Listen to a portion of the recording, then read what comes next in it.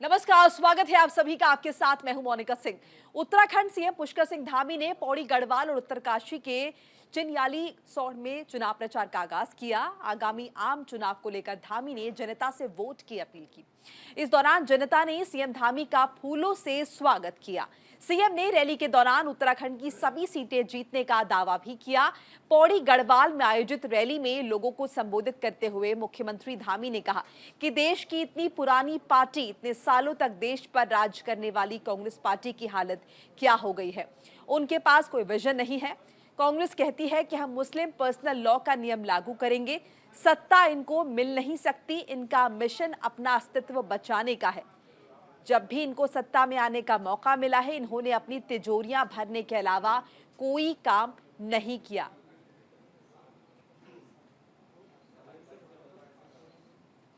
एक समय होता था कि भारत के प्रधानमंत्री 2014 से पहले अगर विदेशों में जाते थे तो उनको कोई मिलने भी नहीं आता था। भाइयों बहनों, आज दुनिया के अंदर कोई घटना होती है तो पूरी दुनिया भारत के रुख का इंतजार करती है, क्योंकि मोदी जी ने पूरे दुनिया के अंदर भारत की साख बढ़ा दी, भारत की वैश्विक पहचान बढ़ा दी। भाइयों बहनों, और मोदी जी का जो 10 साल का कार्यकाल है, देखिए 2014 से बाद देश के अंदर क्या परिवर्तन आया, ये जरूर हम सबको जानना चाहिए। 2014 के बाद देश के अंदर परिवर्तन आया कि गरीबों के लिए काम होना शुरू हो गया। तो उत्तराखंड की सभी लोकसभा सीट जीतने का दावा उत्तराखंड के मुख्यमंत्री पुष्कर सिंह धामी द्वारा किया गया। पौड़ी गढ़वाल में प्रचार प्रसार किया, आम जनता से वोट की अपील की। और ज्यादा जानकारी देंगे मेरे सहयोगी अनुज अवस्थी, जो कि हमारे साथ जुड़ चुके हैं लाइव। अनुज, एक बार फिर उत्तराखंड की सभी सीट जीतने का दावा किया गया है बीजेपी की तरफ से। बिल्कुल, मुख्यमंत्री पुष्कर सिंह धामी लगातार दौरे पर है। आज भी मुख्यमंत्री पुष्कर सिंह धामी चिन्यासी सौड़ में, जहां पे उन्होंने जनसभा को समर्थन भी किया, साथ ही साथ रोड शो भी किया। इसके बाद वो नैनीताल में रोड शो करेंगे और जनसभा को संबोधित करेंगे। साथ ही साथ फिर वो हरिद्वार में भी जनसभा को संबोधित। तो मुख्यमंत्री के ताबड़तोड़ दौरे लगे हुए। पांचों लोकसभा सीटें किस प्रकार से बीजेपी के खाते में शामिल हो, इसको लेकर के मुख्यमंत्री लगातार बोल रहे हैं कि प्रधानमंत्री नरेंद्र मोदी का जो विजन है वो सबसे ज्यादा उत्तराखंड में है और उत्तराखंड की पांचों लोकसभा सीटें हम बीजेपी के खाते में देंगे और एक बार फिर से हम प्रधानमंत्री नरेंद्र मोदी को फिर से प्रधानमंत्री बनाएंगे और फिर से बीजेपी की सरकार बनाएंगे।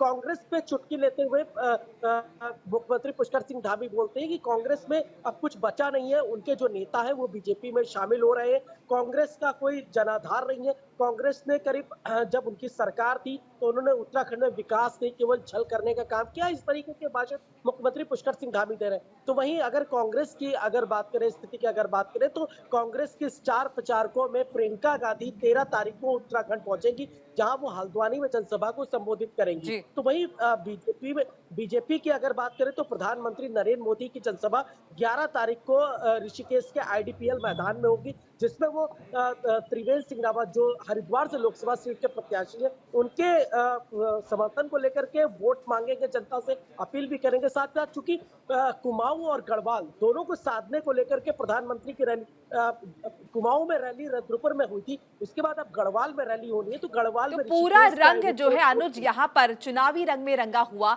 नजर आ रहा है। जैसे कि अभी आपने जिक्र है, देखिए हरीश रावत के बयान का भी मैं जिक्र यहाँ पर करना चाहूंगी।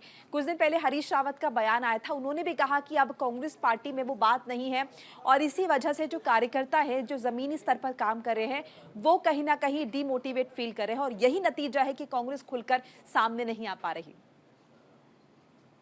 बिल्कुल मोनिका, हरीश रावत के बयान के बाद, जब हरीश रावत ने इस तरीके का बयान दिया, उसके बाद प्रदेश अध्यक्ष करण मेहरा समेत तमाम जो कांग्रेस के कार्यकर्ता थे वो बिल्कुल एक्टिव मोड में नजर आ रहे थे। इससे पहले क्या था कि प्रदेश अध्यक्ष कार्यालय में, कांग्रेस कार्यालय में बैठे रहते थे और सिर्फ मीटिंगों का दौर जारी होता था। अभी तक की स्टार प्रचारकों की लिस्ट नहीं आई थी। जब हरीश रावत का ये बयान सामने आता है तो कांग्रेस एक एक्टिव मोड में हो जाती है और कांग्रेस के जो स्टार प्रचारक है उनकी लिस्ट सामने आती है। अब प्रियंका गांधी जो है उत्तराखंड आ रही है, उत्तराखंड में जनसभा को संबोधित करेंगी। अभी राहुल गांधी का कोई स्टेटमेंट भी नहीं आया और ना ही राहुल गांधी का उत्तराखंड का दौरा अभी तक कोई फाइनल हो पाया है। लेकिन वही कांग्रेस के स्टार प्रचारकों की अगर बात करें तो मल्लिकार्जुन खड़गे समेत कांग्रेस के जो वरिष्ठ दिल्ली के नेता हैं वो उत्तराखंड आ सकते हैं। साथ ही साथ जो यहाँ के स्टेट के नेता हैं उनको स्टार प्रचारकों के लिए भेजा जा सकता है। टिहरी की अगर बात करें, पौड़ी, नैनीताल, अल्मोड़ा और हरिद्वार, ये पांचों लोकसभा सीटें, इसमें कांग्रेस किस प्रकार से अपना दलबल दिखा सकती है, क्योंकि हरीश बिल्कुल रावत के अनुज, बड़े आप बेटे लंबे वक्त से कवर कर रहे हैं, मैं आपसे जानना चाहूंगी अभी जमीनी तौर पर आपको क्या दिखाई दे रहा है कांग्रेस पार्टी की स्थिति उत्तराखंड में क्या, क्योंकि कांग्रेस का तो चैलेंज ही है अपना खाता खोलना। बिल्कुल मोनिका, चूंकि हरिद्वार लोकसभा सीट की अगर बात करें तो हरिद्वार लोकसभा सीट पे बीजेपी से त्रिवेंद्र सिंह रावत है और कांग्रेस से हरीश रावत के बेटे वीरेंद्र रावत को टिकट दिया गया है। तो वहीं चूंकि हरिद्वार सबसे हॉट सीट मानी जा रही है, तो वहीं पे 50-50 का मुकाबला, क्योंकि त्रिवेंद्र सिंह रावत वर्सेस हरीश रावत हो चुका है, तो इन दोनों के बीच में मुकाबला। वहीं अगर पौड़ी सीट की अगर बात करते हैं तो पौड़ी सीट में राष्ट्रीय प्रवक्ता अनिल बलूनी को बीजेपी ने टिकट दिया। तो वहीं कांग्रेस से जो पूर्व कांग्रेस के प्रदेश अध्यक्ष रह चुके गणेश गोदियाल, उनको टिकट दिया गया। तो दोनों में बड़ा तेजी से मुकाबला जारी है। एक तरफ अनिल बलूनी अपनी ताकत झोंक रहे, तो वहीं दूसरी तरफ गणेश गोदियाल भी अपनी कसर नहीं छोड़ रहे हैं उस सीट को लेकर के। तो ये 2 से 3 सीटें, अल्मोड़ा सीट की अगर हम बात करते हैं तो अल्मोड़ा में भी जो बीजेपी का वर्चस्व वो काफी ज्यादा दिख रहा है, क्योंकि कांग्रेस को जो प्रदीप टम्टा है उनका थोड़ा सा समर्थन काफी कम दिखाई दे रहा है। नैनीताल सीट की अगर बात करें तो वहां से बीजेपी के अजय भट्ट काफी तेजी दिखाई दे रहे हैं। वहीं प्रकाश जोशी की अगर बात करें तो तमाम भारतीय जनता पार्टी के जो प्रत्याशी हैं वो बहुत एक्टिव नजर आ रहे हैं और एक बार फिर अपनी जीत सुनिश्चित करना चाहते हैं। आप हमारे साथ अनुज बने रहिए, आगे भी आपसे अपडेट हम लेंगे। तो उत्तराखंड में 19 अप्रैल को होने जा रहे लोकसभा चुनाव के लिए सभी पार्टियों का जनसंपर्क अभियान और रोड शो अब रफ्तार पकड़ने लगा है और इसी क्रम में, इसी कड़ी में गढ़वाल लोकसभा सीट से इंडी गठबंधन के प्रत्याशी गणेश गोदियाल जोशीमठ पहुंचे, जहां कांग्रेस कार्यकर्ताओं ने उनका गर्मजोशी के साथ स्वागत किया। इसके बाद तपोवन बस स्टैंड से अपर बाजार जोशीमठ तक गणेश गोदियाल ने कार्यकर्ताओं के साथ रोड शो किया, जिसमें सैकड़ों कांग्रेस कार्यकर्ता हाथों में झंडा लहराते नजर आए। कांग्रेसी कार्यकर्ताओं का जोश और जनसभा में पहुंची भीड़ को देखकर गणेश गोदियाल काफी उत्साहित नजर आए। वहीं जनसभा को संबोधित करते हुए प्रत्याशी गणेश गोदियाल ने कहा कि हर जनसभा में मातृशक्ति से लेकर युवाओं, बुजुर्गों का समर्थन और आशीर्वाद मिल रहा है। भले ही हमारे पास संसाधनों की कमी है, लेकिन हमें अपार जन समर्थन मिल रहा है और गढ़वाल सीट पर कांग्रेस एक बड़ी जीत हासिल करेगी। बलूनी जी की गाड़ियां हमसे 10 गुना ज़्यादा है, लेकिन हम एक्चुअल जो हो रहा है उसको दिखा रहे हैं। वो लोग दिखा रहे हैं, उनको कोई पूछने वाला नहीं है। सरकार उनकी है, आयोग उनका है, नियम कानून सब उनके हैं। तो हम तो भाई जो हो रहा है उसको दिखा रहे हैं, वो दिखा नहीं रहे। तो ये भी साजिश है ये। लेकिन अंदर और बाहर की जहाँ तक बात है, वो इसलिए बात उठी कि जब वो राज्यसभा का उन्होंने पर्चा भरा तो उन्होंने एड्रेस गढ़वाल का नहीं दिया। तो आज लोग जानना चाह रहे हैं कि भाई अगर वो गढ़वाल के हैं तो कहाँ के हैं, लोग जानना चाह रहे हैं। अनुज अवस्थी हमारे साथ लगातार बने हुए हैं, उनसे भी हम अपडेट लेंगे, लेकिन इस बीच आपको तस्वीरें दिखा दें हम।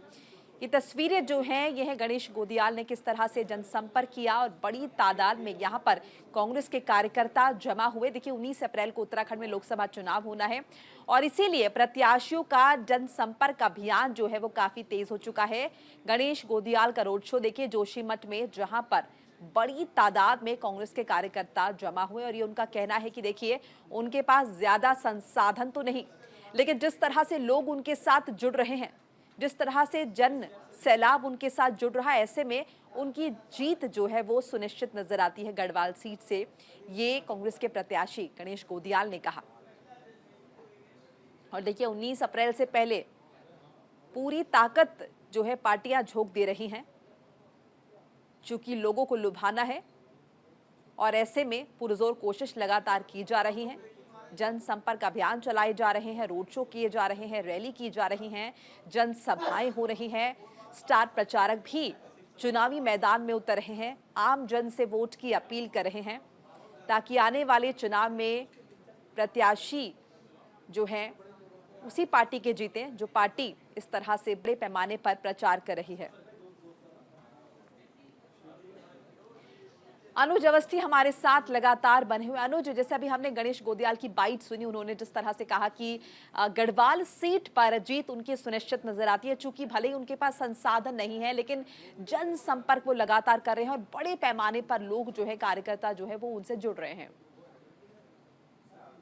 बिल्कुल मोनिका, जिस तरीके से गणेश को मैंने पहले भी इस चीज को बोला कि पौड़ी की जो सीट है उसमें कांग्रेस के जो प्रत्याशी हैं वो गणेश गोदियाल वो अपना पूरी तरीके से जोर शोर लगा रहे हैं। तो वहीं अगर अनिल बलूनी की अगर बात करें तो वो भी पूरी तरीके से बीजेपी का पूरा अमला उस सीट को लेकर के लगा हुआ। पहले हरिद्वार हॉट सीट मानी जा रही थी, लेकिन अब चूंकि पौड़ी की जो सीट है वो हॉट सीट मानी जा रही है, चूंकि पौड़ी से अब बीजेपी का धन और बल दोनों चीजें वहां पे लग रही हैं और एन केन प्रकार बीजेपी को वहां से जीत चाहिए। लेकिन वहीं अगर कांग्रेस सीट की अगर बात करें तो गणेश गोदियाल का विजन काफी लंबा दिखाई दे रहा है, क्योंकि वो जनता से मिल रहे हैं, जन समस्याओं को भी सुन रहे हैं और बहुत खाटी नेता भी है। चूंकि पहले से वो उनका गढ़ रहा है तो अपने गढ़ में वो किस तरीके से जीत पाते, समर्थन मिल पाता है उनको, वोट उनको मिल पाते, ये एक बड़ी चीज है। लेकिन वहीं बीजेपी ने उनके लिए कई ऐसे चीजें कर, चूंकि अभी तक उनकी डिग्री की बात सामने आ रही थी कि गणेश गोदियाल की डिग्री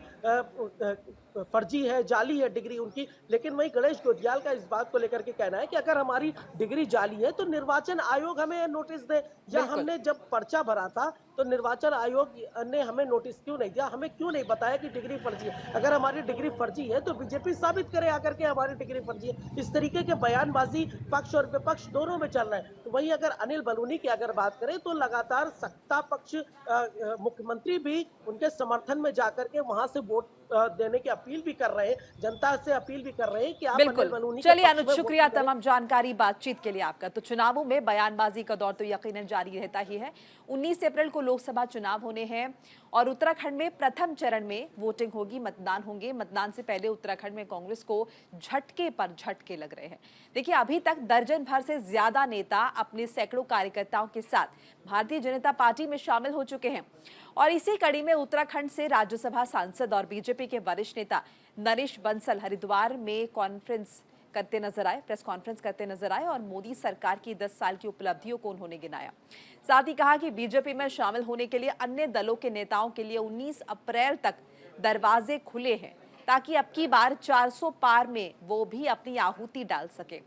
इसके साथ ही कांग्रेस पर निशाना साधते हुए कहा कि पिछले 55 सालों में कांग्रेस ने देश के साथ न्याय नहीं किया है। गैंग मैं इसलिए कह रहा हूं कि कल ही मल्लिकार्जुन खड़गे जी ने जिस प्रकार से कहा है कि राजस्थान में आकर प्रधानमंत्री जी कह रहे हैं कि हमने 370 हटाई, यहाँ क्या वास्ता, तो ये टुकड़े टुकड़े गैंग की मानसिकता है कि उनको राजस्थान और कश्मीर अलग अलग लगता है। उन्होंने कश्मीर को इतने वर्षों तक अलग अलग करके रखा है। हम कश्मीर से कन्याकुमारी तक, आसाम से कच्छ तक भारत को एक मानते हैं। आगे बढ़ते हैं। पूर्व केंद्रीय मंत्री वीके सिंह का उत्तराखंड दौरा, रुड़की और कोटद्वार में वो करेंगे जनसभा। 12 अप्रैल को बीजेपी के 2 नेताओं का उत्तराखंड दौरा है। देखिए, राजनाथ सिंह 12 अप्रैल को करेंगे 3 रैलियां, गौचर, लोहाघाट और काशीपुर में चुनावी रैली करेंगे और 12 अप्रैल को मनोज तिवारी भी आएंगे उत्तराखंड।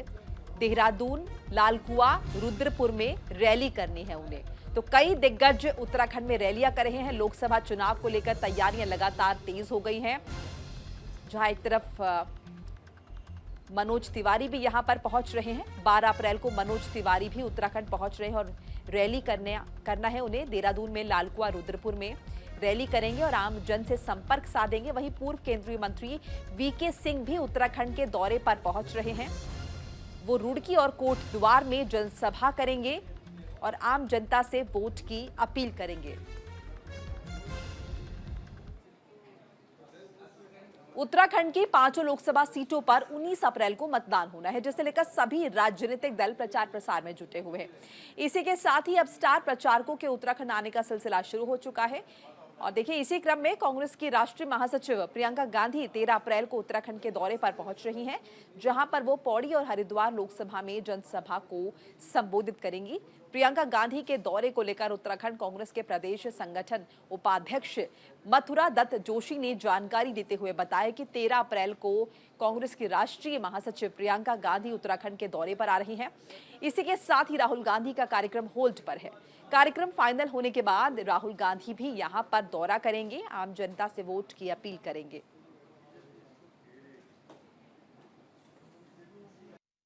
राहुल जी निश्चित रूप से आएंगे। जो 9 तारीख का कार्यक्रम है वो फिलहाल होल्ड में है, क्योंकि राहुल जी अन्य राज्यों में थोड़ी उनकी व्यस्तता बढ़ी है एक दिन की, और इसलिए यहाँ का कार्यक्रम होल्ड में रखा है। उनका कार्यक्रम कल तक दोबारा तय हो जाएगा कहाँ पर आना है। दूसरी बात यह है कि प्रियंका गांधी जी 13 तारीख को हरिद्वार और पौड़ी संसदीय क्षेत्र में आएंगी। स्थान अभी दोनों जगह का तय होना है, लेकिन और देखिए, लोकसभा चुनाव को लेकर पुलिस प्रशासन एक्टिव मोड में नजर आ रहा है। क्राइम कंट्रोल, वीआईपी ड्यूटी और शांतिपूर्ण और निष्पक्ष चुनाव की जिम्मेदारी पुलिस के कंधे पर आ गई है। पुलिस पूरी तरह से ड्यूटीज को ईमानदारी से निभाने के लिए तैयार है। हरिद्वार पुलिस के पास क्या रोड मैप है, इसे लेकर न्यूज इंडिया ने हरिद्वार एसएसपी प्रमेंद्र डोभाल से खास बातचीत की है। आपको भी सुनवाते हैं क्या कुछ कहा है उन्होंने। अप्रैल को लोकसभा चुनाव के लिए मतदान होना है। हरिद्वार जनपद की तमाम जिम्मेदारी पुलिस कप्तान प्रमेंद्र डोभाल के कंधे पर है। सबसे बड़ी बात तो यह है कि जिस तरह से लोगों को तड़ीपार किया जा रहा है, यानी कि जो अराजक तत्व हैं उन पर किस तरह की लगाम पुलिस कस रही है, साथ में जो आपराधिक घटनाएं हो रही हैं उन पर कंट्रोल, और फिर मतदान में ड्यूटी किस तरह का रोड मैप है बात करते हैं। सर, 3 तरह की जिम्मेदारी आपके पास है, क्राइम कंट्रोल के साथ साथ में वीआईपी ड्यूटी और खासकर चुनाव, यानी कि अपराधियों के साथ साथ उनसे निपटने के साथ साथ आपको पूरा का पूरा निर्विघ्न चुनाव भी कराना। क्या रोड मैप है? देखिए, एमसीसी लागू होने के बाद से लगातार हम लोगों का जो एक रोड मैप में जो हमारे इलिसिट खासकर जो लिकर है, उसके साथ साथ हमारे जो असलहे हैं उस पर भी हम लोगों का जोर रहता है। साथ में जितने भी अराजक तत्व हैं उनको विधि सम्मत जो हम लोग या तो बाहर जिला बदर की कार्रवाई करते हैं गुंडा एक्ट की कार्रवाई में, या फिर जो 107-16 में निरुद्ध करने की कार्रवाई करते हैं, उसमें हरिद्वार पुलिस लगातार काम कर रही है। अभी तक करीब 15,000 से ऊपर लोगों को 107-16 में निरुद्ध किया गया है, जिसमें 16 को बाउंड डाउन कर जी। चुनाव को लेकर के अपने कर्मचारियों या फिर जनता के लिए कोई खास सहयोग के लिए कोई अपील आप करना चाहते हैं या कोई निर्देश देना चाहते हैं? कैमरा आपकी तरफ है। देखिए, मैं सबसे पहले जो ECI की जो गाइडलाइंस हैं उसके अनुरूप आप सभी लोगों से यह आह्वान भी करता हूं कि मैक्सिमम जो वोटिंग के लिए बाहर निकलें, सभी लोग वोट कास्ट करें, क्योंकि हरिद्वार जनपद में पिछली बार 72% के आसपास वोट कास्ट हुआ था। तो हम लोगों का लक्ष्य है कि ऐसा माहौल हम लोग दे सकें जिसमें मैक्सिमम लोग बाहर निकलें, करीब इस जो वोटिंग परसेंटेज को 80% के आसपास। इसके लिए अभियान भी चला रहा है। जी बिल्कुल। चलिए, तो ये तो प्रमेंद्र डोभाल एसएसपी हरिद्वार जो साफ तौर पर कह रहे हैं कि चुनाव निर्विघ्न शांतिपूर्ण माहौल में कराने के लिए रोड मैप तैयार कर लिया गया है और अपराधियों पर लगातार लगाम कसी जा रही है, यानी कि शिकंजा कसा जा रहा है। उन्होंने दावा किया कि तमाम ड्यूटियां पहले से ही पुख्ता कर ली जाएंगी और तमाम बॉर्डर पर विशेष चौकसी बरती जाएगी। Jasvir Singh, news India, Lucknow. और हरिद्वार लोकसभा क्षेत्र में चुनाव अपने चरम पर है। कोई विकास का मुद्दा उठा रहा है तो कोई किसानों को हरित क्रांति के सपने दिखाकर उनका हित चिंतक साबित करने की कोशिश कर रहा है। उसी क्रम में बहुजन समाज पार्टी के लोकसभा प्रत्याशी क्या कुछ कर रहे हैं, देखिए किस तरह से लोगों को लुभा रहे हैं और ये कह रहे हैं कि बीएसपी जो है वो जनता के हित की बात करती है और जीतने के बाद हरिद्वार में चौमुखी विकास होगा, ये प्रत्याशी की तरफ से दावा किया जा रहा है।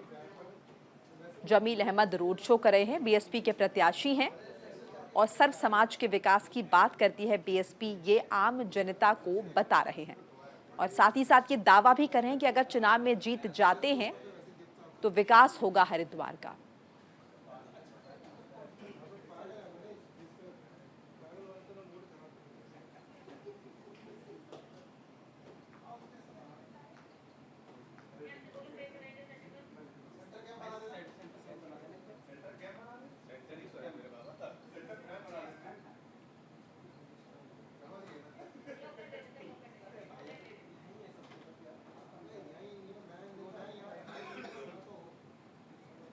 और इस वक्त की बड़ी खबर आपको बता दें, अरविंद केजरीवाल पर जो फैसला आना था, फिलहाल फैसला पढ़कर सुनाया जा रहा है। केजरीवाल की याचिका जमानत पर नहीं, गवाहों के बयान पर हाईकोर्ट की टिप्पणी सामने आई है।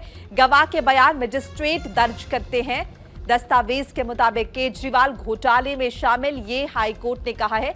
याचिकाकर्ता ने गिरफ्तारी को गलत बताया, हाईकोर्ट की तरफ से कहा गया है। देखिए कुछ देर में दिल्ली हाईकोर्ट अपना फैसला सुना देगा। फिलहाल सुनवाई इस मामले पर जारी है। फैसला सुरक्षित रख लिया गया था। 3 अप्रैल को गवाह के बयान मजिस्ट्रेट दर्ज करते हैं, ये कह दिया गया है। दस्तावेज के मुताबिक केजरीवाल घोटाले में शामिल है, ये हाई कोर्ट की तरफ से कहा गया है। गवाहों पर शक करना, कोर्ट पर शक करना है, ये कोर्ट की तरफ से कह दिया गया है। देखिए, अरविंद केजरीवाल लगातार ये कहते रहे और उनकी पार्टी की तरफ से भी कहा जाता रहा कि ये जो शराब घोटाला है, ये घोटाला नहीं है, ये बेबुनियाद बात है। और ये भी कहा जाता रहा कि गवाहों पर दबाव बनाया गया। और अब देखिए, हाई कोर्ट ने कह दिया है, साफ कर दिया है कि गवाहों पर अगर आप शक कर रहे हैं तो आप अदालत पर शक कर रहे हैं। गवाहों पर शक करना गलत है, बयान से फंसाया गया, इससे सहमत नहीं है हाई कोर्ट ने ये भी कहा। यानी अरविंद केजरीवाल की मुश्किलें बढ़ सकती हैं, जिस तरह की बातें निकलकर फिलहाल सामने आ रही है। गवाह के बयान मजिस्ट्रेट दर्ज करते हैं, ये हाई कोर्ट ने साफ किया है। और दस्तावेजों के मुताबिक केजरीवाल साजिश में शामिल है। और ऐसे में देखिए, हाई कोर्ट की तरफ से इस गिरफ्तारी को सही ठहराया गया, बयान से फंसाया गया। अरविंद केजरीवाल ने ये दावा किया था और अब हाई कोर्ट ने कह दिया कि देखिए, वो इससे इत्तेफाक नहीं रखता है, क्योंकि जो बयान होते हैं वो मजिस्ट्रेट के सामने दर्ज होते हैं। ऐसे में अगर आप गवाहों के बयान पर शक कर रहे हैं तो आप अदालत पर उंगली उठा रहे हैं, अदालत पर शक कर रहे हैं। 21 मार्च को अरविंद केजरीवाल की गिरफ्तारी होती है ईडी द्वारा शराब घोटाला कांड में। और देखिए, उसके बाद अरविंद केजरीवाल ने दरवाजा खटखटाया था दिल्ली हाई कोर्ट का और अपनी गिरफ्तारी को चुनौती दी थी। 3 अप्रैल को अदालत ने फैसला सुरक्षित रख लिया और आज इस मामले पर फैसला अदालत की तरफ से पढ़कर सुनाया जा रहा है। ये बात सामने आई है कि ये कह दिया गया है कि जो डॉक्यूमेंट्स पेश हुए हैं, उन डॉक्यूमेंट्स के मुताबिक अरविंद केजरीवाल का इन्वॉल्वमेंट था। अरविंद केजरीवाल शराब घोटाले में आरोपी हैं, ये हाई कोर्ट ने कह दिया। और जिस तरह से अरविंद केजरीवाल ने दावा किया था कि बयानों से उन्हें फंसाने की साजिश की जा रही है, इस पर हाई कोर्ट ने कहा कि ऐसा लगता नहीं है, चूंकि ये जो बयान है, जो गवाहों के बयान होते हैं, ये मजिस्ट्रेट के सामने दर्ज होते हैं। ऐसे में अगर अरविंद केजरीवाल कह रहे हैं तो ये गलत है।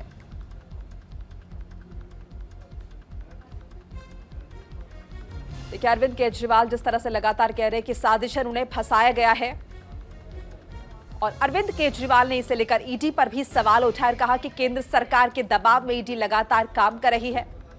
आज अरविंद केजरीवाल की गिरफ्तारी, रिमांड पर फैसला दिल्ली हाई कोर्ट की तरफ से कहा जा रहा है।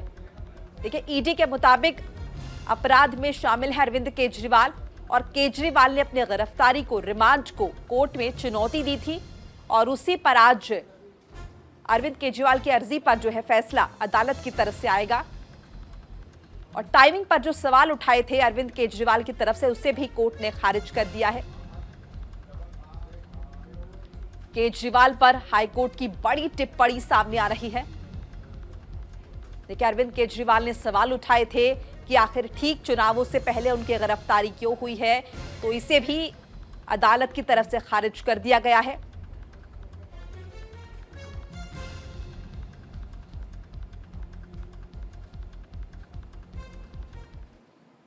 तो अरविंद केजरीवाल को राहत मिलेगी या नहीं, या फिर कोर्ट ने इसके अलावा और क्या कुछ कहा है, आपको बताते रहेंगे। बने रहिए न्यूज़ इंडिया के साथ। फिलहाल इस बुलेटिन में इतना ही। नमस्कार।